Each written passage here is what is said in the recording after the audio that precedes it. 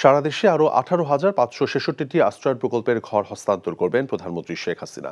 মঙ্গলবার গণভবন থেকে ভার্চুয়ালি যুক্ত হয়ে এই ঘর এবং 2% জমির দলিল হস্তান্তর করবেন তিনি। এর মাধ্যমে সারা দেশে আরও 70টি উপজেলা সম্পূর্ণ গৃহহীন মুক্ত হবে। লালমনিরহাট থেকে রাজু আহমেদ রুবেলের তোলা ছবিতে আরও জানাচ্ছেন মুকসিমুল হাসান। এই ঈদে কম খরচে বেশি আনন্দ উপায়। এখন যে কোনো উপায় এজেন্ট থেকে 25,000 টাকা ক্যাশ আউটে ইনস্ট্যান্ট 25 টাকা ক্যাশব্যাক। যত খুশি ততবার। 70 ঊর্ধ্ব সকিনা বেগম স্বামী শহীদ আলীর মৃত্যুর পর হারিয়েছেন প্রাপ্য ভিটেমাটিও। আর মজিদা বেগমের স্বামী থাকতেও নেই। বউ সন্তান ছেড়ে শওকত আলী ঘর বেঁধেছেন অন্যের সনে।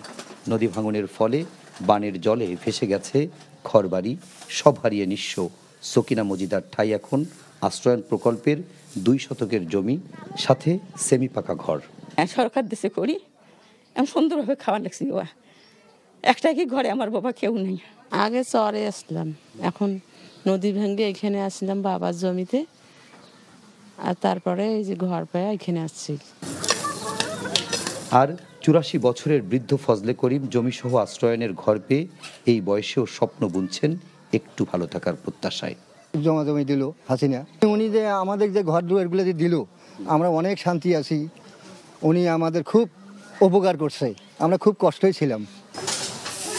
আবার আমিনুল বুলবুলি দম্পতির ঘরের আঙিনায় ঝুলছে থোকা থোকা আঙুর। এতটুকু জমিতেই চাষ করছেন আপেল, পেয়ারা ছাড়াও নানা সবজি আর ফলের গাছ। আমরা ফলের গাছ লাগাইছি, আম গাছ, লেচু গাছ, আঙ্গুর গাছ। প্রধানমন্ত্রী যেভাবে দেশে ঘরগুলি এখন মানে ঠাই দিছে। লালমনিরহাটের এমন 1623টি পরিবার আশ্রয়ন প্রকল্প 2-এর 5ম পর্যায়ে 2য় ধাপে সরকারের পক্ষ থেকে পাচ্ছেন 2 শতক জমিসহ সেমি পাকা ঘর। মঙ্গলবার প্রধানমন্ত্রী শেখ হাসিনা একযোগে সারা দেশে আশ্রয়ন প্রকল্পের 18,566টি গৃহ ও ভূমিহীন পরিবারের কাছে আনুষ্ঠানিকভাবে এই উপহার হস্তান্তর করবেন। অনেকের ঠিকানা ছিল রাস্তায়, তারপরে ভাসমান অবস্থায় ছিল, নদী ভাঙ্গার শিকার হয়েছিল। তারা আশ্রয়ন প্রকল্পে এসে এবং এই শিক্ষায় কর্মমুখী শিক্ষায় শিক্ষিত হয়ে তারা কিন্তু একটি যেমন স্থায়ী ঠিকানা পেয়েছে, ঠিক সেরকমই একটি তারা নিজের পায়ে দাঁড়াতে শিখেছে। আশ্রয়ন প্রকল্পের এ পর্যায়ে ভূমিহীন ও গৃহহীন মুক্ত হতে যাচ্ছে 70টি উপজেলা। সব মিলিয়ে 464টি উপজেলা সহ 58টি জেলা হতে যাচ্ছে সম্পূর্ণ ভূমিহীন ও গৃহহীন মুক্ত।